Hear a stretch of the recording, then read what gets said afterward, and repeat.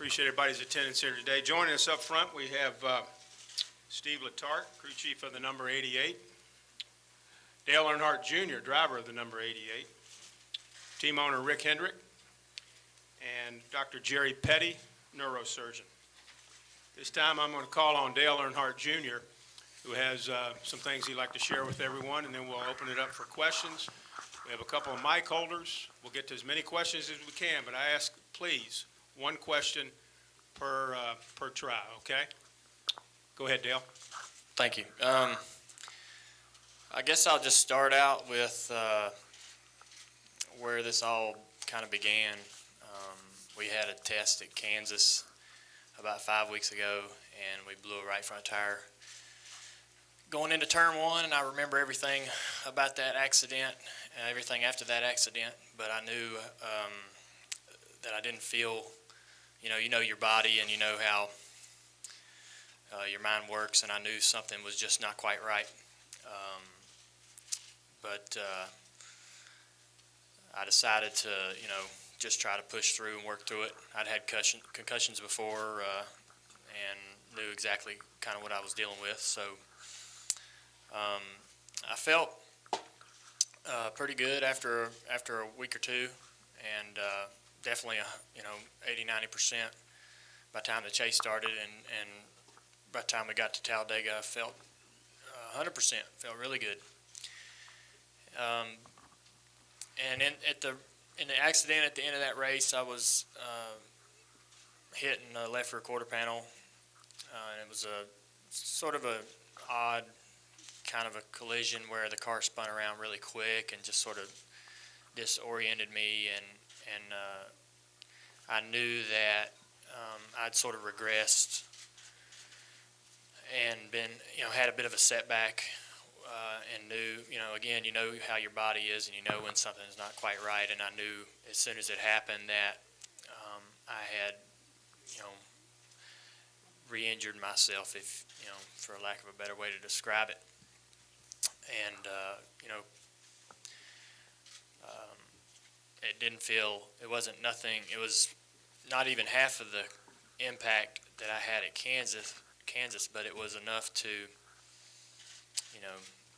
cause me some concern. So, I went a couple days wondering, how I would, my body would react, and sort of waiting for it to process what was happening. And about Wednesday, I was still having some headaches.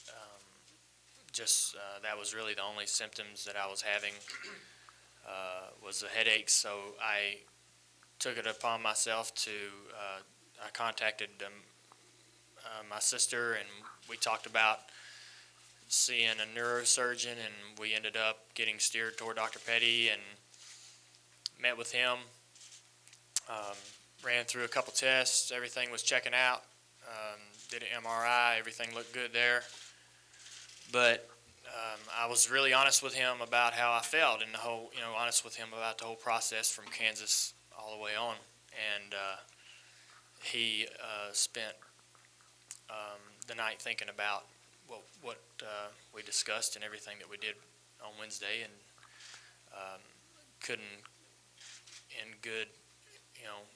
couldn't clear me to race this weekend. So I trust his opinion. That's why I went to see him.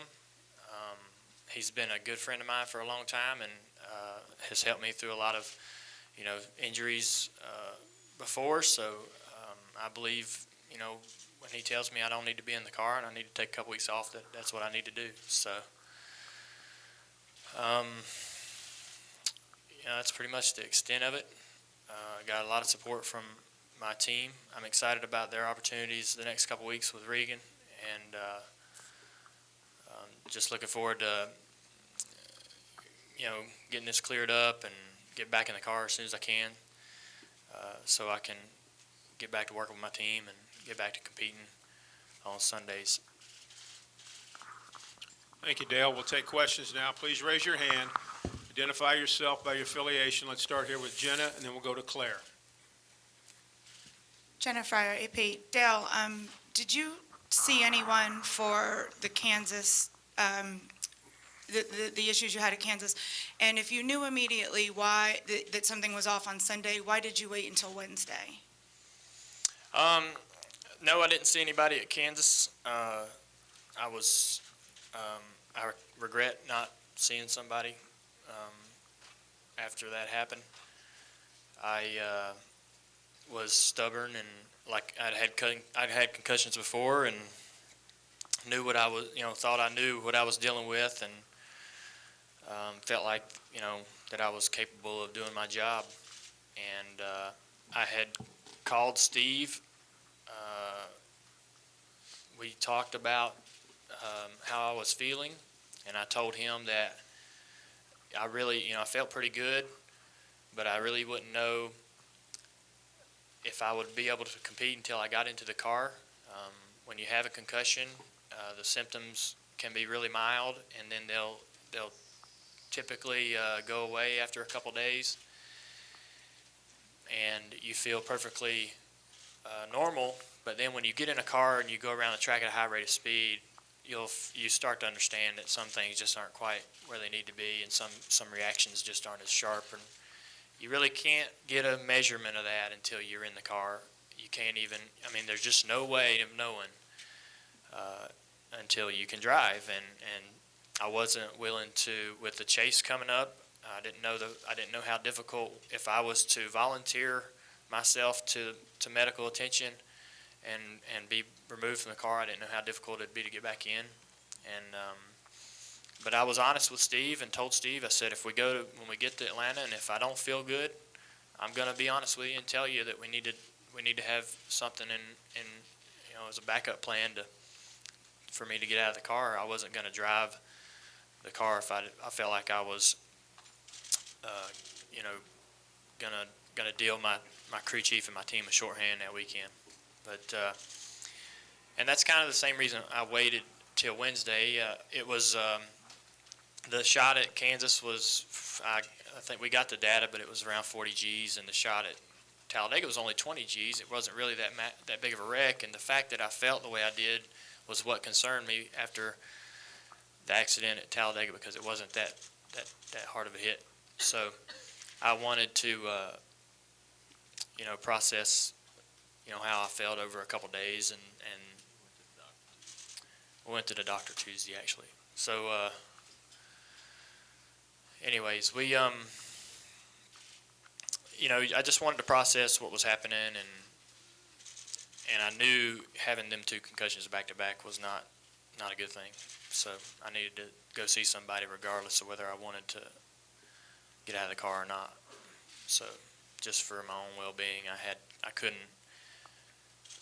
if I didn't need to go out and get in a race car and go get hit again, I needed somebody to tell me that, because I was going to have a hard time making that decision for myself, because I feel perfectly fine, but I don't want to keep getting hit in the head. Let's go with Claire B., and then we'll go to Bob Pockris. Go ahead, Claire. Claire B. Lang, Sirius XM NASCAR Radio. Because you drove your car away at Talladega, you weren't required to go to the care center. We've come a long way from where drivers would lie and not say that they had concussions, or Ricky Rudd taped his eyes open. But what do you feel about concussions in general? And do you think you wouldn't have made the decision yourself to have it checked out had you not, because you were able to drive your car away at Talladega? I just feel like that if you have more than one in a small period of time, you need to take that quite seriously. That's how. I had the one in Kansas was really bad, and then to get shaken up so quickly over something so kind of trivial, that accident was. I've been through tons of last lap wrecks at Daytona and Talladega, and that one shook me up, and I just thought maybe I should take this seriously. Let's go to Bob, and then we'll go to Marty. Go ahead, Bob Pockris. Bob Pockris, Sporting News. For Dr. Petty, Dale's been saying that he kind of knows what he's dealing with as far as concussions. What is he dealing with, and what does he need to do to be cleared to race? So far, what we've done is Dale, the first thing he had was an impact test, which is a test that we've been using more and more with drivers. His exam was entirely normal, except that his main thing we were seeing for were symptoms, or he had very few signs at that time. In other words, his his neurological exam was normal. We wanted to get an MRI scan, and we did an MRI the following morning, a special MRI that we had to wait a while to get because we wanted to get a special method they have of looking for previous injuries and so forth. That was entirely normal. It's just, there's nothing, it was the whole, and that was very encouraging. Then we talked to Dale, and he, I couldn't give you a better history than he just did. He had no amnesia on either side of either of the incidents, which is very important. And I think that there's every reason to expect that what we'll do now is we want him to have 4 or 5 days after he has no headache, and then we'll give him some sort of test, like to get his pulse rate up, see if we can provoke a headache. And then if we can't, we'll let him go out and maybe drive a lap or two and see how that goes. And if that goes well, we'll probably clear him to race. Okay, let's go with Marty, let's go with Nate, and then Joe Menzer. Go. This is for Mr. Hendrick, Marty Smith, ESPN. Mr. Hendrick, you've been racing a long time, and you've done it with a whole lot of different men.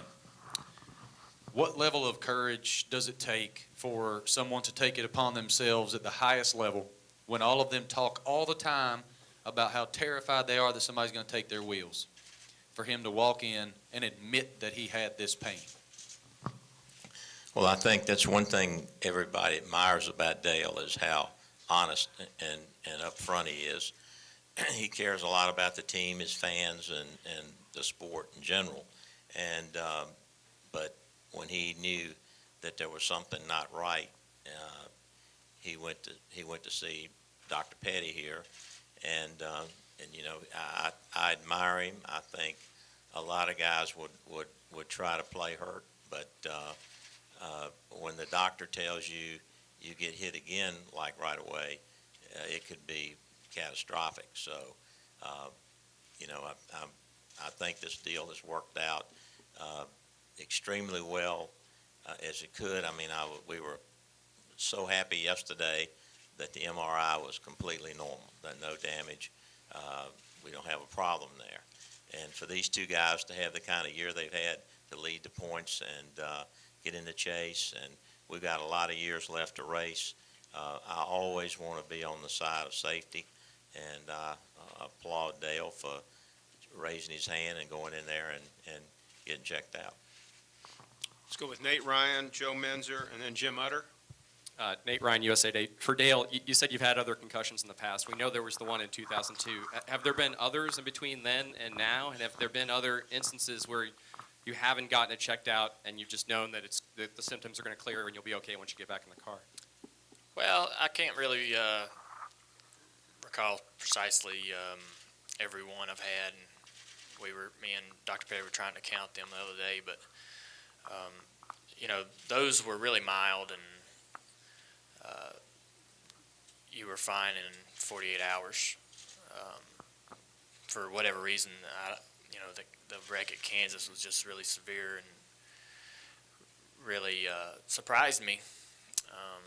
You know, how tough it was to get past that, and I thought I was, you know, in the clear, but just that little, you know, just that little accident at Talladega, you know, I started having headaches and stuff immediately after the wreck, and then the next day and on into Tuesday, and I thought, man, you know, this is pretty soon after the other accident in Kansas. I should probably take this really seriously and seek some professional opinions on this. But typically they only last about 24 to 48 hours and go away, and sometimes you don't even, sometimes, to be honest, you really don't even know you have a mild concussion.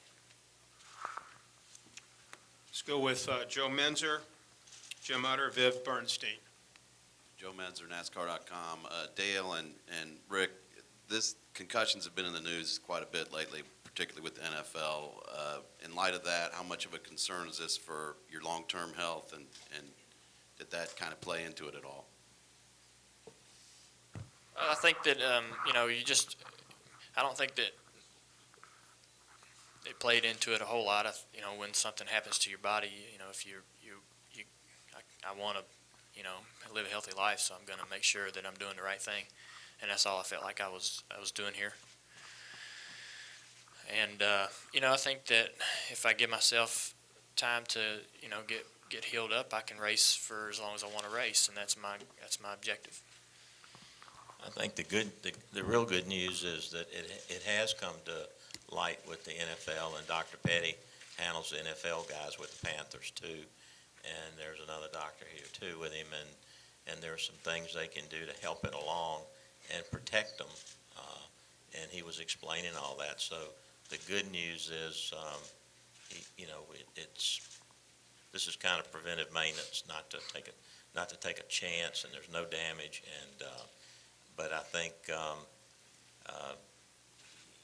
when you find out that you're okay, but if you were right away have another one, it could be a big problem.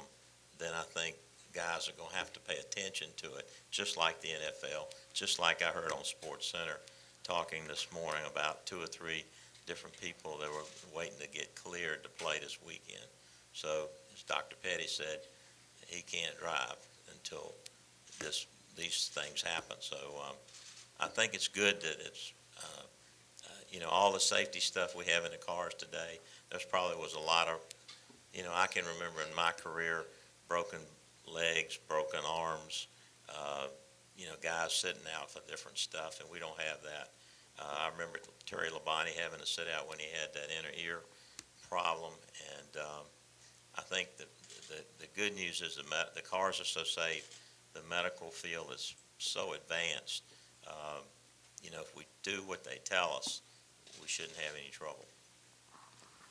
So Jim Utter, Viv Bernstein, Doug Rice. Jim Utter, Charlotte Observer for Dr. Petty. It seems like a lot of people, when they talk about concussions, make it seem to be a cut and dry thing. But in this instance, Dale Jr. talked about the test being normal, and a lot of it seems to be based on him telling you the symptoms that he's experiencing. I was just wondering, in your dealing with athletes, is it mostly listening to them tell you the effects of after an incident, or is it a combination generally of test results and them telling you what's going on? It's a combination in some regard. If an MRI scan or CT scan is abnormal, then it's no longer a concussion. It's a hemorrhage or a contusion, or that's by definition, it's not a concussion. So some of the testing that's done, like the impact test that Dale had, those are tests that we can follow. And if he should have an injury again in the future, we can use that as a baseline, and then what we want to make sure is that baseline doesn't start to fall off and even fall off without being tested. The period of what he has is really called a diffuse axonal injury, and it's something that does not show on scans, and we don't have a test that will show that other than symptoms and signs. Sometimes there'll be some residual signs left over, but Dale had none of those. He had his eyes did what they were supposed to do. There was just his balance tests and so forth are perfect. So it's just the one test, the one symptom that is more important than all the tests is headache. And as long as there's any headache, the brain is not healed. And until that's healed and had some time to rest, and then you provoke it again and can't make it happen again, then you feel like you're on the road to recovery. Viv Bernstein, Doug Rice, and the gentleman in the green shirt back there. Go ahead, Viv. Viv Bernstein, New York Times. Dale, when you look at Eric McClure, his concussion, you look at your concussions, Brad Keselowski broke his ankle. Are the cars not as safe as they need to be right now? All the cars are fine. There's just some things that you can't control, and I don't know that you can never have a race car that's completely 100% safe. But there's been so much so many advances in the last 10 or 12 years that that have made this sport incredibly safe. So I have no worries about that. Let's go Doug Rice. Let's go gentleman in the green, and then Lee Spencer. Go ahead, Doug. Doug Rice, PRN. Dale or Rick, was there any consideration, Dale, of having you possibly set out the rest of the season as opposed to just Charlotte and Kansas at any point in time? No, not really. You know, I would love to race this weekend, and I feel perfectly normal and feel like I could compete if I were allowed to compete this weekend. But I think that you know, the basis of this whole deal is that I've had 2 concussions in the last 4 to 5 weeks, and you can't layer concussions. It gets extremely dangerous. So I really, you know, I think that, you know, we could easily have chosen to do that, but I'd like to get back in the car and compete as soon as I can, as soon as the doctors feel like I'm able to do that. Gentleman in the green. Let's go Lee Spencer, David Newton. Aaron Burns, Mooresville Weekly. Dale, what's your situation going to be like in the next 2 weeks? Are you going to be keeping the same role as a driver? Are you going to be working with Regan any at all since he's taken over the car? What's your role going to be like? Is it going to change any? Well, I really don't know.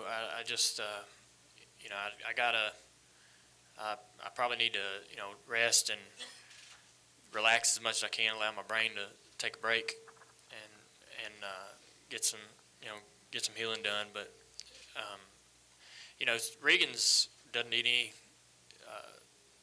tutoring or anything like that. He's ready to go. He's going to do a great job. I'm excited for his opportunity. He's a really good guy. Been a good friend of mine for a long time. So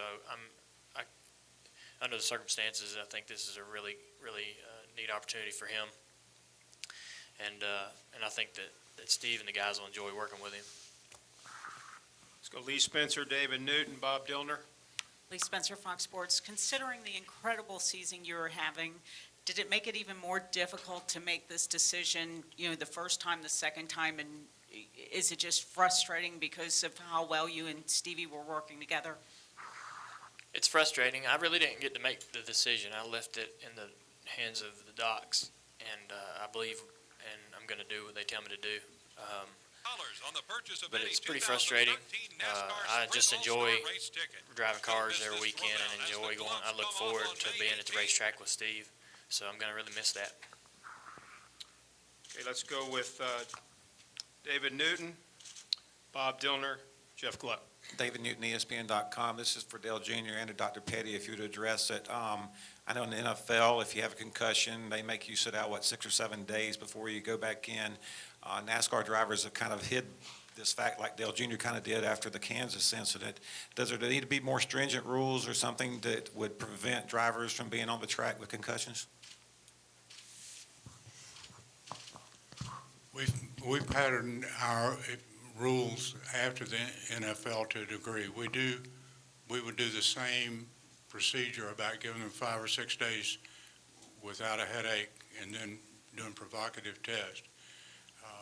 I don't think that, so far as I know, they're not allowed to go back any earlier than some of the NFL guys are allowed to go back. Let's go Bob Dillner, Jeff Gluck, and then Al Pierce. Bob Dillner from Speed. Dale Jr., one question for you. I know you said you have to rest up a little bit, but will you come to the race this weekend to support the team? And for Steve Letarte, what have you have to do to the car to prepare for Regan Smith to race this weekend? Yeah, I don't have any plans of being here this weekend. I think that I'd be more of a distraction to the team and their efforts in the race. I think they got a good opportunity to have a good run this weekend, and I feel like that, you know, to minimize the distraction would help them out. As far as preparing for the car for Regan, there's not a whole lot to do. He's been at the shop early this morning just to sit in his seat versus Jimmy's. We have a lot of options at the company, and he found the one that fits him the best, so we'll probably change the seat here, maybe the pedals, just adjust things to his driving style. He'd probably have to get on the racetrack to really fine-tune everything exactly like he wants it, but they're reasonably close to the same size, so it shouldn't be much of a problem at all. Let's go Jeff Gluck, Al Pierce, Randy Kovitz. Go ahead, Jeff. Jeff Gluck from SBNation.com. This is for Steve. Steve, right here, sorry. When this happened at the tire test, it sounds like there wasn't a lot of medical staff or he didn't go to a care center. Is that standard for these tire tests? And is that something that you think should be changed, or how does that usually work? There was a medical staff there. He was seen in the ambulance after his accident. I think he was seen there. As far as the care center, what should be standard, I kind of leave that to the experts above me. I stick with crew chiefing and race cars, and, I don't know if I'm really the guy that can answer that question. I think, injuries are complicated, and I think every situation can be different. We test all over the country, whether it's a tire test or whether we're by ourselves at a straight line test or Nashville, any time a car's on track, there's inherent risk of injury. So I don't know if there's any real, I wish it would be a cut and dry answer, but I don't really think there is a cut and dry answer. Let's go Al Pierce, Randy Kovitz, and then we'll go to Seth Livingstone. Yeah, for Rick, Al Pierce from Auto Week. Rick, can you give us a precise, as best you can remember, timeline on when the decision was made yesterday, what time of day, when did you contact Regan? Kind of give us not a minute by minute, but maybe an hour by hour progress of how all this came about. Let's see. Dale went in to have I talked to Dr. Petty Tuesday night. Dale had an examination Tuesday. Wednesday he had a MRI. I went down, Stevie and Kelly, to his office and saw the MRI, and it was normal. And at that point, Dr. Petty had already said to me that morning, that he was not going to clear Dale to drive. And but we were wanting to know if there was any damage or injury.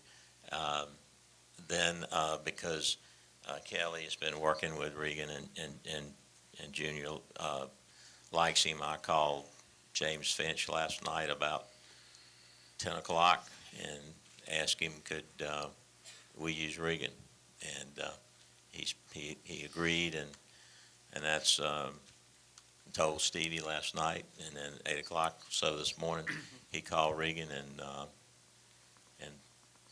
we told him we'd had it cleared with James, and that's where we are right now. Randy Kovitz, Seth Livingstone, Tom Jensen. Go ahead, Randy. Hi, Dale, Randy Kovitz, Kansas City Star. I was there when you went into the corner. Can you just talk about that track and the rebanking of it? And is it safe? And what should we look for next weekend? I think it'll be a great race. I think they did an awesome job on the track. I had a lot of fun out there while we were testing up until the accident. I think it's just, they did a good job in turn 1 and 2, sort of changing the banking of the track, and 3 and 4 seems relatively the same as it was before, but I really think it's going to be a great racetrack. It was a good track beforehand, but I think they improved it. You're not blaming the track? Absolutely not. Seth Livingstone, Tom Jensen, David Caravello. Go ahead, Seth. Yeah, for Rick and Steve, Seth Livingstone from NASCAR.com. Just going back to the Regan Smith decision, I'm sure you had other choices. Why Regan, and what might be the future for him in your organization? Well, I think we've been talking about running him in the nationwide car for a championship. So he's a good driver, and again, Dale likes him, and we're familiar with him, and so that was, we knew he was going to be in James's car, and that was it just seemed to fit about the same size. Yeah, I don't know if I really add. Mr. Hendrick makes those decisions, but I agree that Regan's a great guy. I think he has a great attitude. He seems to be a remarkable talent.